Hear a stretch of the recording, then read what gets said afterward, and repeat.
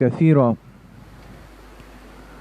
وقال النبي صلى الله عليه وسلم: لا يؤمن أحدكم حتى أكون أحب إليه من والده وولده والناس أجمعين. صدق الله وصدق رسوله النبي الكريم.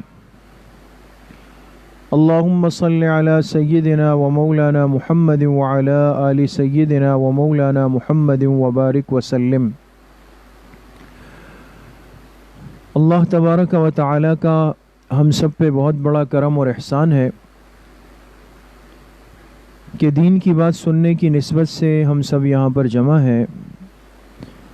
اللہ پاک آپ سب کے اس آنے کو، بیٹھنے کو، سننے اور سنانے کو اپنی بارگاہ عالیہ میں قبول فرمائے اور ہم سب کے ظاہر و باطن کی اصلاح کا ذریعہ بنائے. ایک مسلمان کے لیے اس کائنات میں سب سے بڑی اور سب سے محسن ذات وہ اللہ کے آخری اور پاک پیغمبر جناب رسول اللہ صلی اللہ علیہ وسلم کی ہے. آپ محسن امت ہیں اور محسن انسانیت ہے. اس دنیا میں اگر کوئی ہم پر کوئی احسان کر لے، کوئی اچھائی کر لے، تو آپ دیکھیں ایک سلیم الفطرت انسان، چاہے مرد ہو چاہے عورت ہو، ہم اپنے محسن کی کتنی عزت کرتے ہیں، بشرطے کہ ہمارے اندر انسانیت باقی ہو. چونکہ آج تو بہرحال فتنوں کا دور ہے، کمزوریوں کا دور ہے، اور سب سے بڑھ کر احسان فراموشی کا دور ہے. انسان آج بہت جلدی اپنے محسن کو، اس کے احسانات کو، اس کی محنتوں کو بھول جاتا ہے. لیکن ہم جس مبارک دین کے اور جس پاک پیغمبر کے متبعین ہیں، ان کے ماننے والے ہیں، اور ان کی برکت سے جو ہمیں دین ملا ہے، اس دین میں ہمیں یہی سبق ہے، یہی تعلیم ہے کہ اپنے ساتھ اچھائی کرنے والے کو، اپنے ساتھ احسان کرنے والے کو کبھی نہیں بھلانا چاہیے، بلکہ اس کے احسان کو یاد کر کے اس کے لیے دعا کرنی چاہیے، اور اس کے احسانات کو سامنے رکھ کر ہمیشہ اس کے لیے خیر خواہی کا جذبہ رکھنا چاہیے.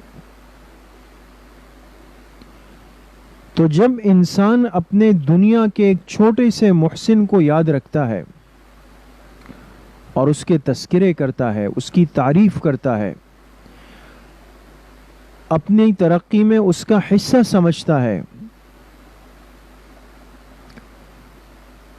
تو آپ بتائیں کہ جس محسن کے احسانات کی حد ہی نہیں،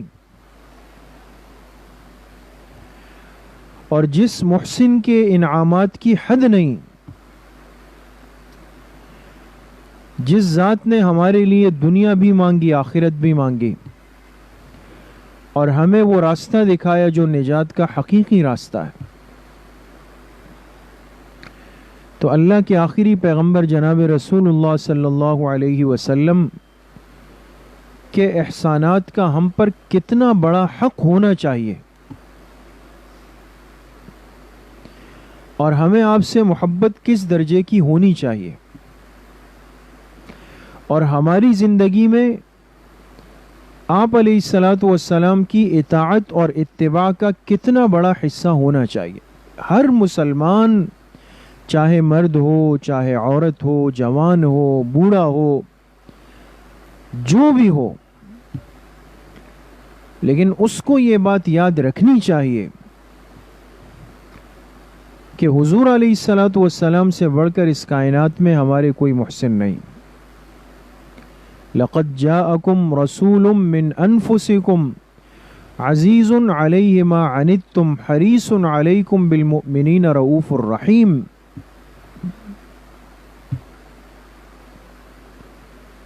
بہت بڑا حق ہے آپ علیہ الصلاۃ والسلام. لیکن آج ایک بات ہمارے معاشرے میں، ہمارے ماحول میں، دنیا کے حالات میں نظر آتی ہے، اور ایک مسلمان ہونے کی وجہ سے ہمیں ان حالات سے باخبر رہنا بہت ضروری ہے۔ آج دنیا میں ایک فتنے کو فروغ دیا گیا، پروان چڑھایا گیا، اور وہ فتنہ کیا ہے کہ چونکہ اس امت کا، اس مسلمان کا اپنے پیغمبر سے ایک ایمانی رشتہ ہے، اس امت کا اپنے پیغمبر سے ایک جذباتی لگاؤ ہے، لہذا اس جذبے کو، اس لگاؤ کو، اس عقیدت کو، اس محبت کو ٹھیس پہنچائی جائے اور ہمیں ایمانی اذیت سے دوچار کیا جائے۔ اس لیے موقع بموقع ہم سنتے ہیں، آپ دیکھتے ہیں کہ دنیا جس رخ پہ چل پڑی ہے وہ آج کیا ہے کہ اس امت کو ذہنی اذیت دی جائے، اور جو اس امت کے محسنین ہیں، جو مقدس حضرات ہیں، متبرک ہستیاں ہیں، ان کے بارے میں کوئی نازیبا کلمات، نازیبا باتیں، نازیبا واقعات، نازیبا تحریرات وہ لکھی جائے تاکہ اس امت کو ایک صدمے کی کیفیت سے دوچار کیا جائے۔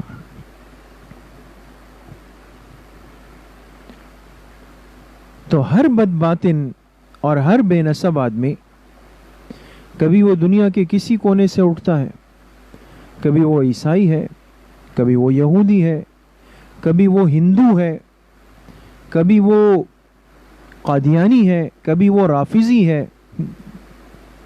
کسی نہ کسی شکل میں اس باطل کو اٹھایا جاتا ہے، اور ہمارے دین کے وہ متفقہ شخصیات جو اس دین کی بنیاد ہے اور اس دین کا ستون ہے، ان ہستیوں کو اپنے نشانے پر رکھ دیا جاتا ہے، اور کبھی مذاق اڑایا جاتا ہے، کبھی خاکے بنائے جاتے ہیں، کبھی تصویریں بنائی جاتی ہے، نعوذ باللہ کبھی کارٹون بنائے جاتے ہیں، کبھی حضور علیہ الصلاۃ والسلام کی شان اقدس کے بارے میں نازیبا قسم کے اشعار کہے جاتے ہیں، کبھی ازواج مطہرات کے بارے میں، کبھی صحابہ اکرام کے بارے میں، کبھی اہل بیت کے بارے میں، کبھی انبیاء کے بارے میں، کبھی قرآن کے بارے میں۔ یہ ایک نہ ختم ہونے والا ایک سلسلہ چل پڑا دنیا کے اندر۔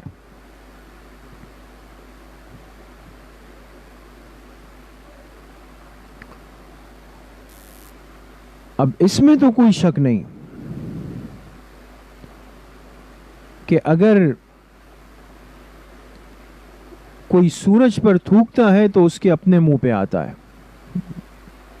حضور علیہ الصلاۃ والسلام کے بارے میں کوئی کتنا بھی کہہ دے، لیکن آپ کے مقام، آپ کی شان، آپ کے مرتبے پر کوئی فرق نہیں پڑ سکتا۔ صحابہ کے بارے میں کوئی کتنا کہہ دے، لیکن ان کے مرتبے پہ فرق نہیں پڑ سکتا۔ ازواج مطہرات، آل بیت رسول کے بارے میں کوئی کتنا بھی کہہ دے، لیکن ان کے مقام اور مرتبے پر اب قیامت تک کوئی فرق نہیں پڑ سکتا، اس میں تو کوئی شک نہیں۔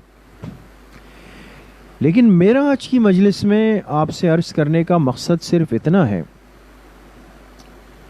کہ آج ہمارے ماحول میں اس قسم کے واقعات بڑھ گئے، توہین آمیز سلسلے دن بدن بڑھا دیے گئے۔ پہلے جو چیز ہوتی تھی ایک بندے کی طرف سے چھپ چھپا کے، اب وہ کئی لوگ ہوتے ہیں اور خوب کھل کے ہوتے ہیں۔ اس موقع پر چند باتوں کا ادراک اور احساس ہمیں بھی کرنا ہوگا، وہ میں عرض کرنا چاہتا ہوں مختصراً۔ دیکھیں، ایک بات ہمیشہ یاد رکھیں، باطل کا اور عالم کفر کا یہ ایک منصوبہ کہیں یا ہتھیار کہیں یا ایک ورکنگ کہیں کہ وہ ہمیشہ ہمارے ایمان کا ٹیسٹ لیتے ہیں، اور وہ یہ معلوم کرنا چاہتے ہیں کہ آج کا مسلمان اور آج کی پوری دنیا کی امت مسلمہ وہ ایمان کی کس سطح اور کس لیول پہ کھڑی ہوئی، اور اس کو آزمانے کے لیے ان کے پاس آسان حل یہ ہوتا ہے کہ وہ موقع بموقع اس قسم کی حرکت کر جاتے ہیں۔ دنیا کے کسی بھی کونے میں آپ سنتے ہیں کہیں کسی نے نعوذ باللہ قرآن کریم کو آگ لگائی، توہین کی، اللہ کے پاک پیغمبر کے کارٹون اور توہین آمیز خاکے بنائے گئے، صحابہ کے، اہل بیت کے، ازواج مطہرات کے بارے میں باتیں ہوتی ہے اس قسم کی۔ اس کے پیچھے یاد رکھیں کہ یہ آپ کے ایمان کا ٹیسٹ لینا چاہتے ہیں کہ آج کے مسلمان کے ایمان کی جذبات کی کیفیت کیا ہے۔ اگر ہمارے اس چھیڑنے کے بعد بھی، اس بری حرکت کے بعد بھی، اور اس نازیبا زندگی کے بعد بھی اگر یہ لوگ بالکل خاموش ہیں، ٹس سے مس نہیں ہوئے، تو اس کا مطلب یہ ہے کہ یہ سو چکے ہیں، اور لہٰذا اس سوئے ہوئے لوگوں کے ساتھ انسان کچھ بھی کرے تو مسئلہ نہیں ہے۔ تو ایک تو ہمیں اپنی ایمانی بیداری کا ثبوت دینا ہوگا، ایمانی بیداری۔ اب ایمانی بیداری کا ثبوت کس طرح ہوگا؟ ہمارا مسئلہ یہ ہے کہ ہم ایمانی بیداری اس کو سمجھتے ہیں کہ بھئی جذباتی بن جاؤ، جذباتی بن جاؤ، اور اس جذباتی پن میں جی کیا کرنا ہے؟ جی باہر نکل کر جو ہے نا وہ روڈ بلاک کرنے ہیں، پتھراؤ کرنا ہے، آگ لگانی ہے، ہڑتال کرنی ہے، ٹریفک جیم کرنا ہے۔ تو آپ بتائیں کہ حرکت کرنے والے نے حرکت کہاں کی اور ہم اپنے ایمانی جذبات کا اظہار کہاں کر رہے ہیں؟ میں اپنے لوگوں کو تکلیف دوں، اپنے املاک کو نقصان پہنچاؤں، اپنی قوم اور اپنے معاشرے کے سسٹم کو متاثر کروں، اس سے اس کافر پر اور اس باطل پر کیا فرق اور اثر پڑے گا؟ میں تو اس کے منصوبے کو آگے بڑھا رہا ہوں۔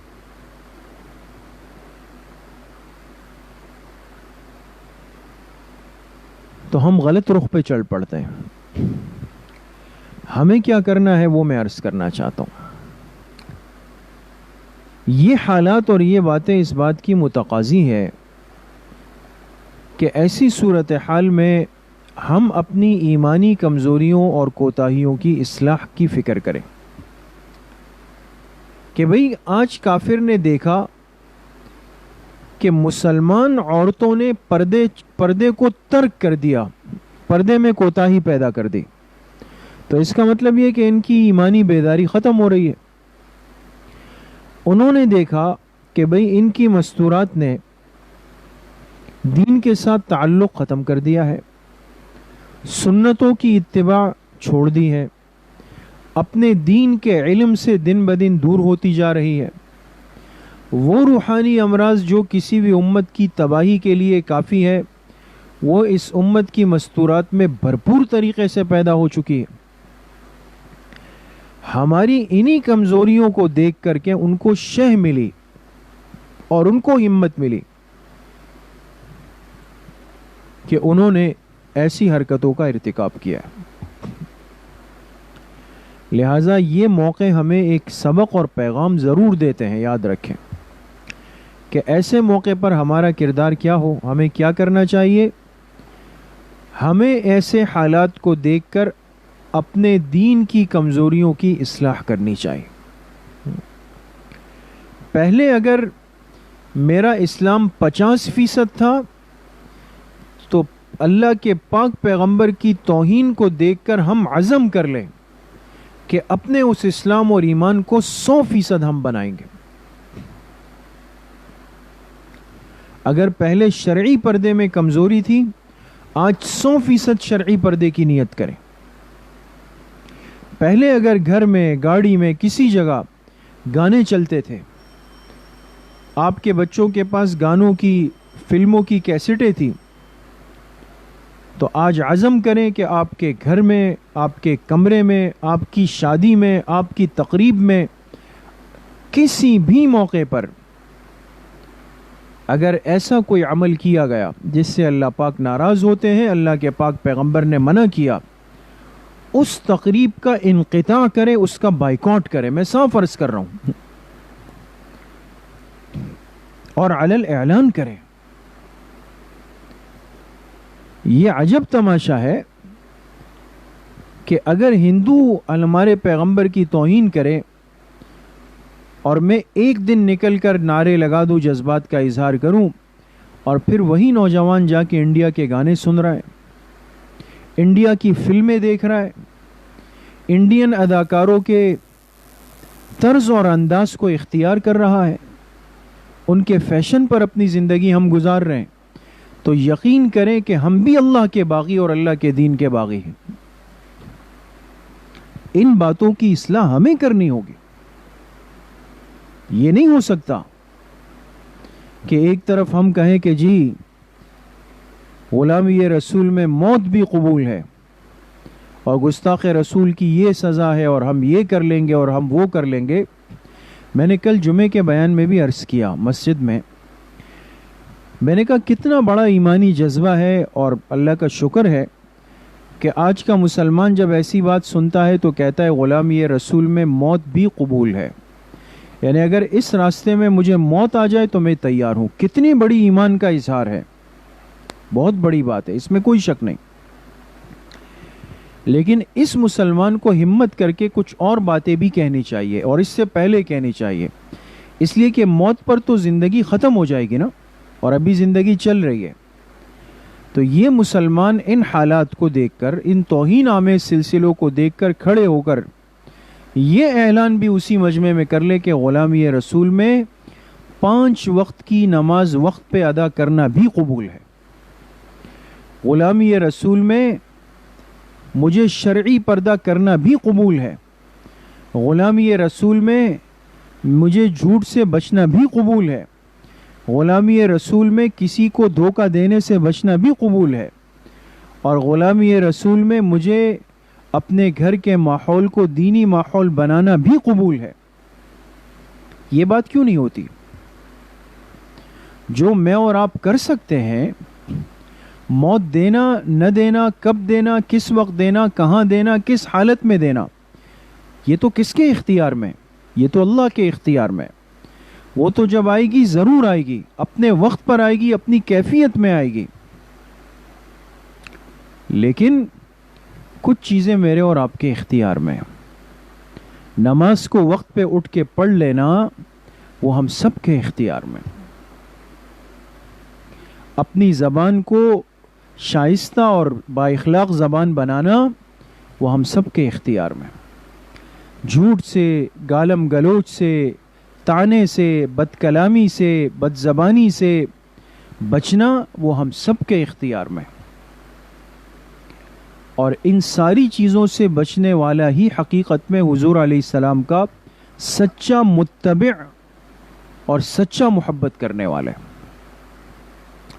تو اس لیے عرض کرنے کا مقصد یہ ہے کہ دنیا کے اور ہمارے ارد گرد کے بنتے ہوئے یہ حالات کم از کم ہمارے اندر اتنا ایمانی جذبہ اور غیرت تو پیدا کرے نا، اور ہم اتنا عزم اور ارادہ تو آج کر سکیں کہ بھئی جو کوتاہیاں، جو کمزوریاں ہم نے اپنے اندر دین کے اعتبار سے پیدا کر دی ہے، آج ہم عزم کرتے ہیں، ارادہ کرتے ہیں، اللہ سے وعدہ کرتے ہیں کہ اللہ ان بدباطنوں نے، ان کافروں نے، ان ملحدوں نے، ان مشرکوں نے آپ کے پاک پیغمبر کی توہین کی، اور اس لیے کی کہ میرا ایمان کمزور تھا.